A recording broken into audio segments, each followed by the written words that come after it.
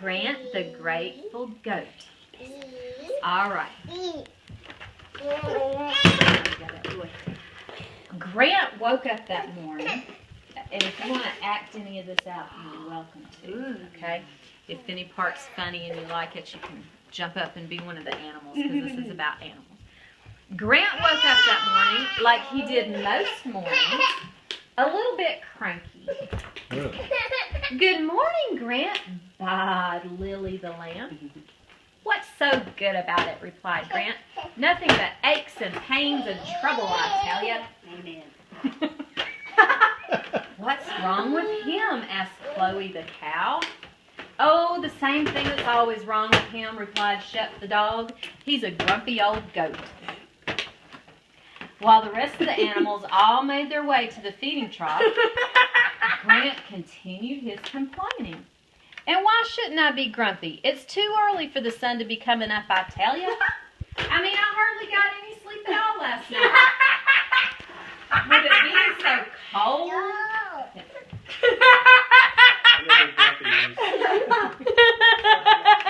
Yeah, there's not a grumpy bone in this house. Oh, you don't see me anyway. Pre-coffee there is. That's right. That's why I was like, there's not a grumpy bone in this house. Why shouldn't I be grumpy? It's too early for the sun to be coming up, I tell you. I mean, I hardly got any sleep at all last night with it being so cold and the ground being so hard and somebody snoring so loudly. It wasn't Grandpa. Grant's bushy eyebrows formed an angry V as he pointed his horns in the direction of Derek the donkey. Oh, there's the donkey. I don't snore, said Derek. I bray. The other animals tried to stifle a giggle as they remembered the loud sounds from the night before. Good giggly wiggly, that's right. Snarfloo, snarfloo. Don't let old grumpy goat ruin your morning.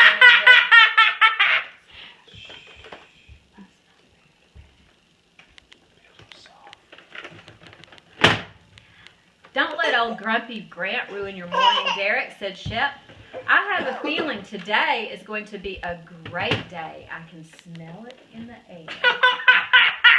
Smell? The only thing I smell is whatever foul odor is coming from the direction of that trumpet sound that just came from the backside of that donkey, shouted Grant. Derek hung his head embarrassed. He couldn't help it if some of his hay from the day before had a bit of bitterweed mixed in. The other animals stretched their legs and then politely made their way out of the stable. Grandpa in was search of here. fresh air and new adventures. Mommy. Shep had a sense of adventure as he led the sheep, cow, donkey, and one grumpy goat up the hill that morning. He really did smell something in the air. It was something new, something he just knew would be something grand and great and good. Wonder what it is. What's going to happen that day? He ran up the hill to make sure that there were no hidden dangers, and then he would circle back behind the other animals and bark his encouragement for them to move higher to where there was still green patches of grass in spite of the cold winter weather for the animals to munch on. He was grateful that he didn't eat grass. Yuck. He couldn't imagine giving up his crunchy, chewy, delicious meat bones to eat grass. No. But he knew that the other animals were vegetarians, so he did his best to help find places for them to feed. Lily and her mother were enjoying some especially tender grass, and Lily said, "Oh my, this is such a good day." Grant grumbled under his breath at how kids nowadays just don't understand all of the troubles of the world. He thought to himself that maybe he should tell her some of the things in store for a lamb like her, and then she wouldn't think it was such a good day. Chloe the cow smiled at Lily and shook her head at Grumpy Grant the goat. I go, Grandma, Mama. Grumpy Grandma Mama. Uh-oh. I voted. She liked to chew on her thoughts for a long time before she spoke. I voted. You see the goat? Oh, you voted? Yeah. Oh, yeah. Yeah, we did get that. Like she liked to chew on her feed for a long time before swallowing.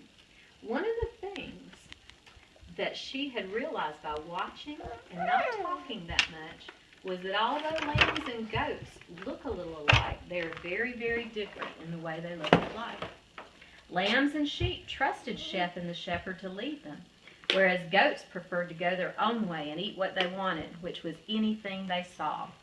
And they were greedy. You okay? And they would eat it all themselves, not caring if they left any for the others. Chloe kept most of her thoughts to herself, but as she saw Grant moving closer toward Lily, she didn't want him saying anything that would ruin her day. So she walked between them, turned her soft cow eyes toward Grant, and said, "Move on, Grant. You could learn a thing or two from that little lamb. But she doesn't need to learn how to have a bad attitude from you." But attitude. No, Grant has a bad attitude, doesn't he? Grant gruffed and huffed, but he moved on up the hill because Chloe was bigger than him. And besides, he'd rather fill his stomach than waste time talking to silly Lily. As he wandered farther and farther from the other animals, he found a spiny hawthorn bush full of berries. He thought about telling the others, but then decided just to keep it to himself. Grant ate the berries along the outside of the bush, but saw some more deeper in the brambles, so he pushed his way, trying to be careful not to step on or be poked by the spiny thorns. He was reaching for an especially plump berry when his horn got caught on the thorns. He tugged and pulled, but it seemed that the more he struggled, the worse he got entangled. He began to panic as the twigs